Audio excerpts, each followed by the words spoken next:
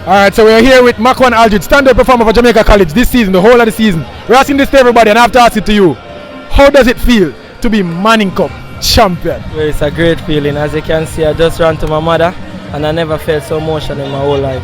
Yeah, it's a very great feeling. Words can't explain. Alright, when you look back at last season and having an outstanding season, making that move to Jamaican College and ultimately you will lift that trophy very soon.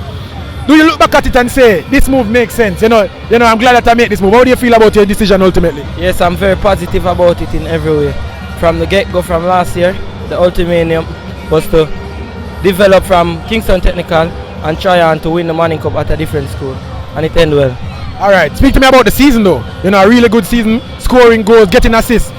Walk me through the season, Maquan Aldrich season. Yeah, the season haven't been the best for me because nobody know, but as you can see right here, I've been playing the whole season injured, grind, thigh and calf, but I'm not a man who try to make excuses or anything. I fight through the pain and it has been a fairly great season for me.